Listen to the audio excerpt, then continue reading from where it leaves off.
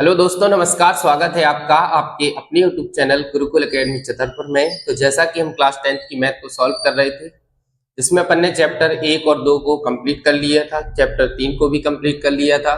इसके बाद अपन ने चैप्टर 4 को पढ़ना शुरू किया था, जिसमें अपन ने एक्सरसाइज 4.1 यानी प्रश्नावली 4.1 को अपन ने कंप्लीट किया था। ठीक है, इसके बाद अपन ने आगे क्या पढ़ा था? तो आगे अपन ने 4.2 को पढ़ना चालू किया था, जिसमें क्वेश्चन नंबर 1 जो गुणनखंड विधि से हमें शून्य निकालने थे वो अपन ने कंप्लीट किया था।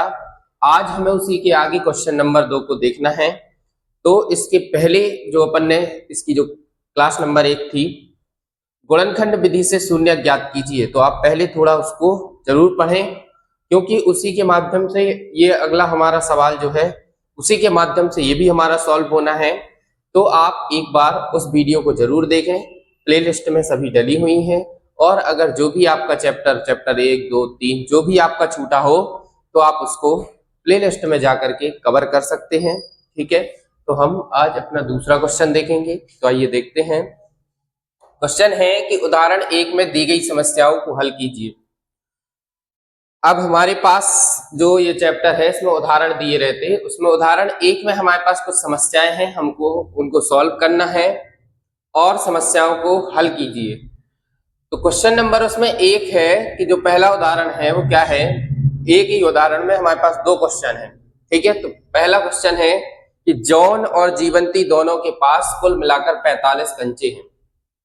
दोनों 5-5 कंचे खो देते हैं और जब उनके पास कंचों की संख्या का गुणनफल 124 है, तो हम जानना चाहेंगे कि आरंभ में उनके पास कितने कंचे थे। तो जो कि हमें पता नहीं है कि आरंभ में उनके पास कितने कंचे थे, हमें नहीं पता है।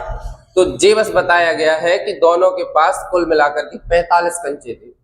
ठीक है, अब 45 कंचे तो थे, लेकिन ये नहीं पता कि जॉन के पास कितने थे और जीवंती के पास कितने थे।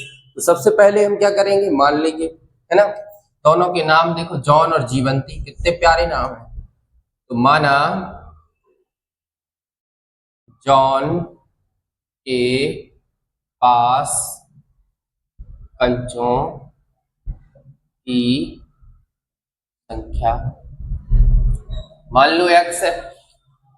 हमने मान लिया कि जॉन के पास जो कंचे हैं वो कितने हैं, x हैं।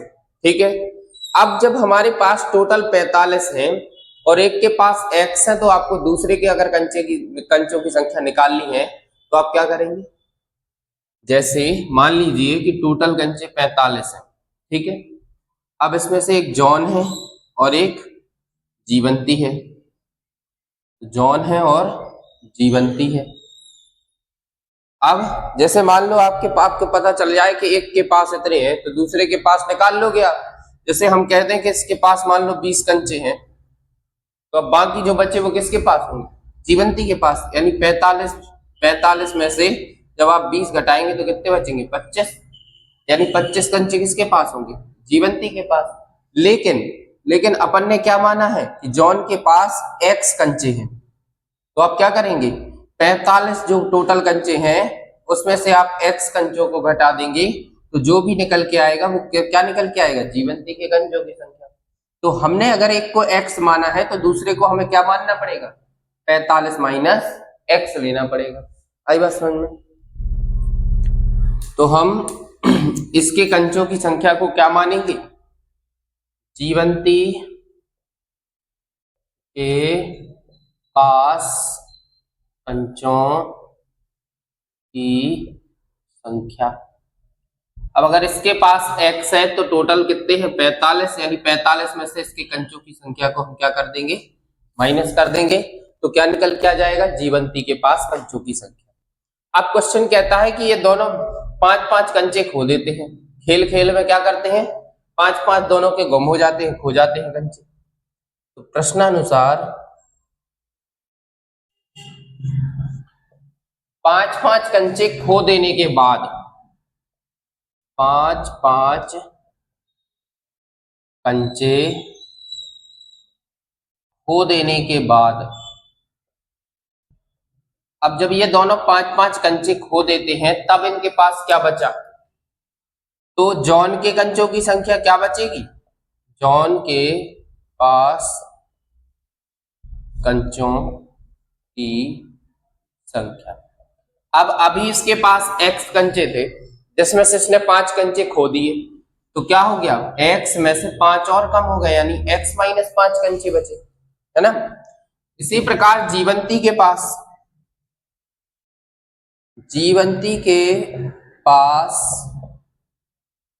कंचों की संख्या, तो जीवंती के पास कितने कंचे बचे, अभी इसके पास 45 माइनस एक्स तो है ही, जिसमें से 5 और उसने खो दिए, तो क्या बचेंगे, 45 में से 5 घटा दोगे यानी 40 माइनस एक्स बचेंगे कि नहीं, है ना। अब आगे पढ़िए, आगे दोनों की कंचों की संख्या का गुणनफल, यानी अब जो इनके पास ये कंचे बचे हैं, ये पहले वाले नहीं, ये जो अभी बचे हैं, इनका क्या करना है, मैं गुणनफल, यानी जो जॉन है, तो जॉन के पास कंचों की संख्या कितनी है, x माइनस 5 है, जीवंती के पास कंचों की संख्या कितनी है, तो 40 माइनस एक्स है। अब क्वेश्चन कह रहा है कि दोनों का गुणनफल कितना है, 124 है, तो आप बीच में गुणा लगाए या ना लगाए, गुणा तो वैसे ही होता है, अगर ब्रैकेट के बाहर कोई निशान नहीं है तो गुणा होता है।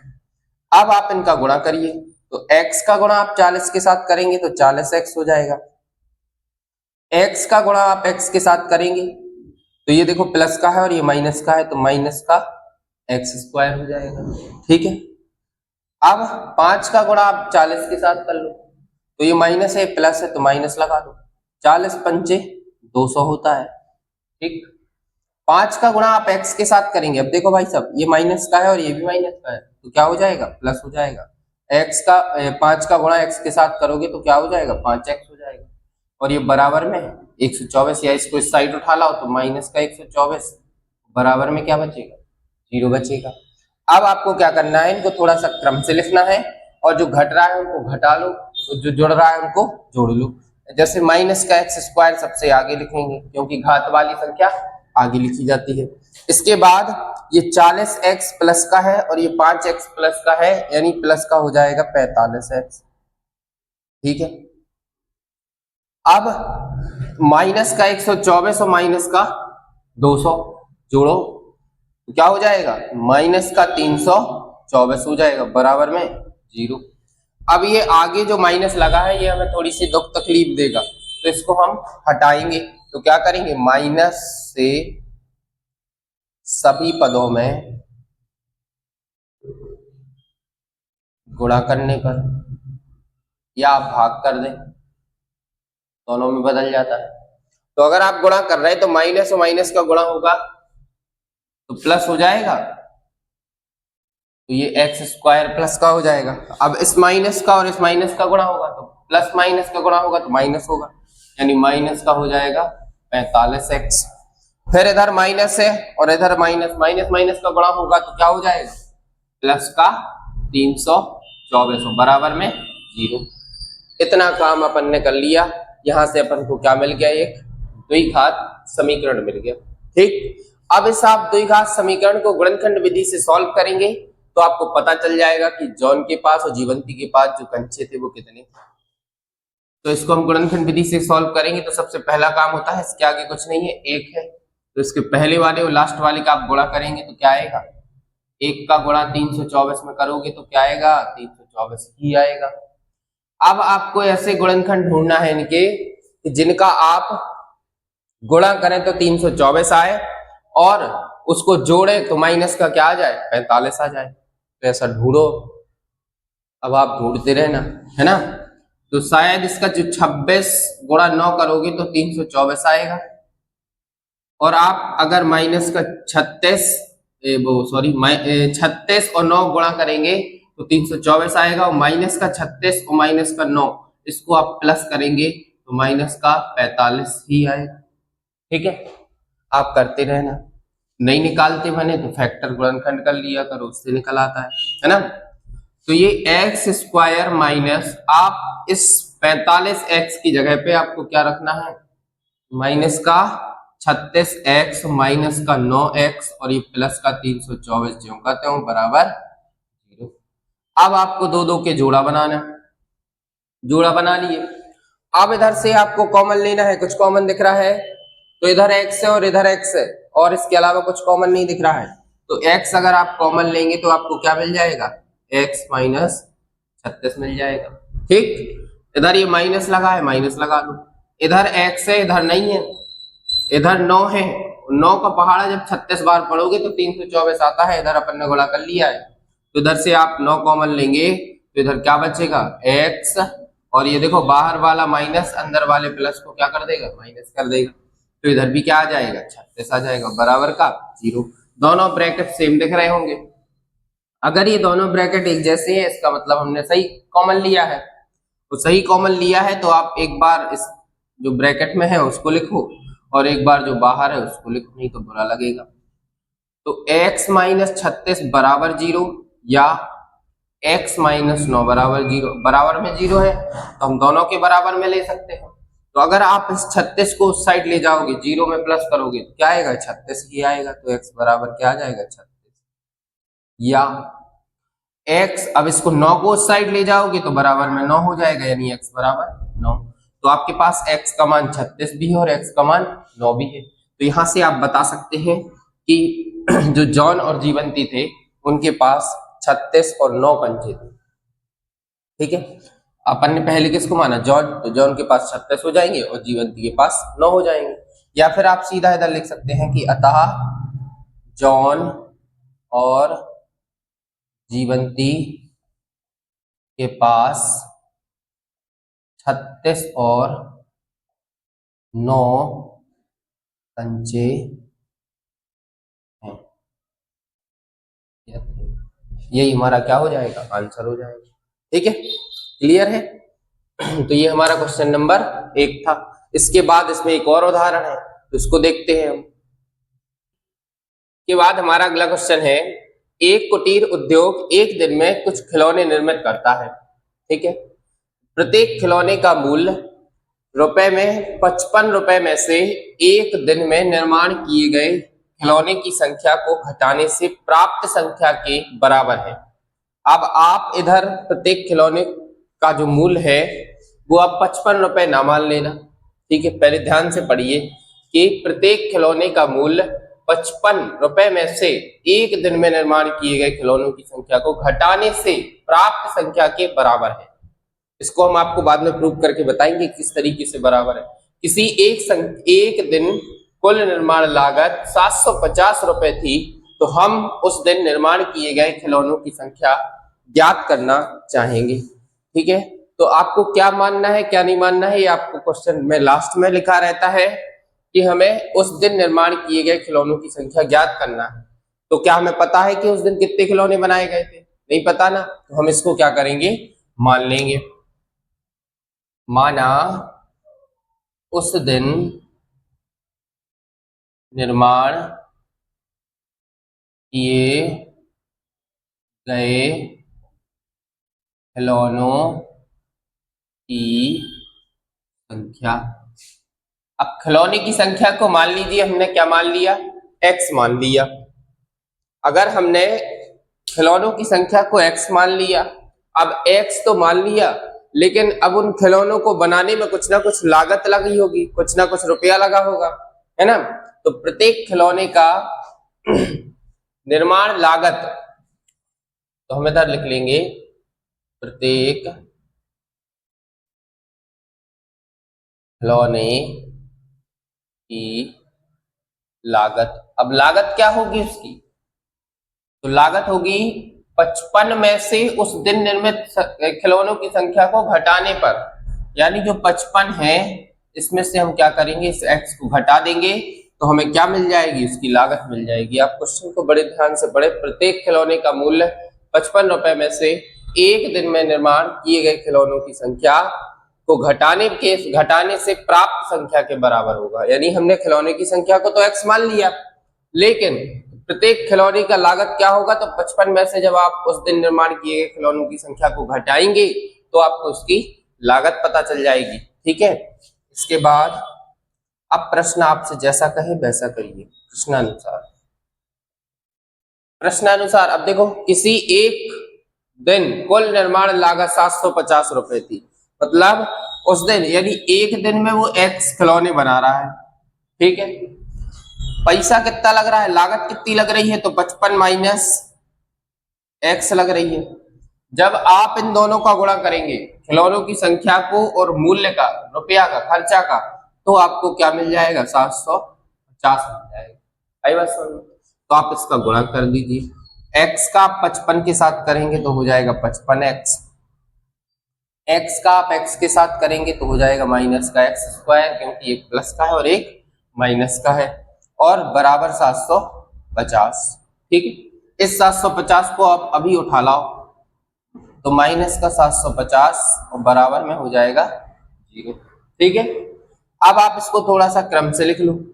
स्क्वायर घात वाले पहले लिख लो, माइनस एक्स स्क्वायर प्लस का 55x और ये माइनस का 750 और बराबर का 0। अब ये माइनस आगे लिखा है तो ये थोड़ी सा परेशानी करेगा, तो माइनस से सभी पदों में गुणा करने पर, तो आप गुणा कर देंगे तो ये माइनस जो है वो प्लस में बदल जाएगा, तो एक्स, और ये जो प्लस है वो माइनस हो जाएगा और ये जो माइनस है वो क्या हो जाएगा, प्लस हो जाएगा, तो बराबर में 0। तो यहां से एक हमें द्विघात समीकरण मिल जाएगा। तो द्विघात समीकरण मिलने के बाद हमें उसको क्या करना है, उसको हमें गुणनखंड विधि से सॉल्व कर देना है। तो हमें पता चल जाएगा कि उस दिन निर्माण किए गए खिलौनों की संख्या क्या होगी और जो उसकी लागत होगी वो क्या होगी। ठीक है, तो इसको हम सॉल्व करेंगे। एक्स स्क्वायर माइनस 55x और ये प्लस का 750 बराबर का 0। अब आपको इधर सबसे आगे कुछ नहीं है तो 1 होगा। ठीक है, अगर आप 1 का और 750 का गुणा करेंगे तो आपको 750 ही मिलेगा। अब आपको इस 750 के ऐसे गुणनखंड ढूंढना है कि जिनको हम जोड़ें तो माइनस का हमें क्या मिल जाए, 55 मिल जाए। ठीक है, तो अगर आप 30 का गुणा 25 के साथ करते हैं तो 25 3 75 यानी 750 मिल जाएगा। अगर आप इन दोनों को माइनस का लेके जोड़ते हैं तो माइनस का आपको 55 भी मिल जाएगा। तो इस 55x की जगह पे आपको ये रख देना है, एक्स स्क्वायर जो का त्यों माइनस का 30x और ये माइनस का 25x और ये प्लस का 750 और बराबर का 0। ठीक है, कोई परेशानी? अब इसके बाद इधर से दो दो के जोड़ा बना लो। जोड़ा बनाने के बाद कॉमन लेना है, तो इधर एक्स स्क्वायर है और इधर 30x है, तो x तो हमें कॉमन मिल रहा है लेकिन और कुछ नहीं मिल रहा है, तो x को हम क्या करेंगे, कॉमन रख लेंगे। तो इधर एक x बच जाएगा और ये माइनस, इधर से x तो बाहर चला गया, कॉमन ले लिया तो 30 बस बचेगा, यानी x माइनस 30 हो जाएगा। इधर ये माइनस, अब इधर x है लेकिन इधर नहीं है तो आप x को कॉमन नहीं ले सकते। फिर इधर 25 है, इधर 750 है, तो हम जानते हैं, हमें पता है कि अगर हम 25 का 30 में गुणा करें तो 750 होता है। तो आप अगर इधर से 25 कॉमन लेते हैं तो इधर x बचेगा और इधर पे, अब ये माइनस है ना, ये अंदर वाले को क्या कर देगा, माइनस कर देगा। 25 का आप 30 बार गुणा कर लो 750 आ जाएगा बराबर में 0। दोनों ब्रैकेट एक जैसे दिख रहे हैं, इसका मतलब है कि हमने कॉमन जो लिया है वो बिल्कुल सही लिया है। ठीक है, अगर आप कॉमन गलत लेते हैं तो आपकी ब्रैकेट अलग अलग हो जाएंगे और जिससे आपका सवाल गलत हो जाएगा। तो एक बार आप इस ब्रैकेट वाले को लिख लो और एक बार बाहर वाले को लिख लो, बराबर में 0। तो x माइनस 30 बराबर 0 या x माइनस 25 बराबर 0। तो ये x बराबर आ जाएगा 30, क्योंकि बराबर को साइड ले जाओगे तो प्लस हो जाएगा और इसको भी ले जाओगे तो ये भी प्लस हो जाएगा, तो x बराबर आ जाएगा 25। अब आप कह सकते हैं कि उस दिन निर्माण किए गए खिलौनों की संख्या 30 थी, ठीक है, और उसकी जो लागत होगी वो 25 होगी, या खिलौनों की संख्या 25 होगी तो लागत उसकी 30 होगी, आप कुछ भी ले सकते हैं। ठीक है, तो इधर हम लिख देंगे। अब आपको ये देखना है कि ये जो 55 है, ये 55 कैसे आया था, 55 में से घटाने पर। तो हमसे कहा था प्रत्येक खिलौने का मूल्य 55 रुपए में से एक दिन में निर्माण किए गए खिलौनों की संख्या। अगर आप 55 में से, देखो इधर, अगर आप 55 में से 30 घटाते हैं तो आपको क्या मिल जाएगा, 25 मिल जाएगा, समझ रहे। अगर आप 55 में से 25 घटाते हैं तो आपको क्या मिल जाएगा, 30 मिल जाएगा। यानी यहां से हमें ये पता चल जाएगा कि अगर खिलौनों की संख्या 25 है ना, अगर खिलौनों की संख्या हमारी जो है वो 25 होगी तो उसकी जो लागत होगी वो 30 रुपए होगी, समझ रहे। और अगर खिलौनों की संख्या 30 होगी तो उसकी जो लागत होगी वो 25 होगी। यहाँ से इस तरीके से ये सिद्ध हो जाएगा। तो इधर आप नीचे लिख सकते हैं कि अतः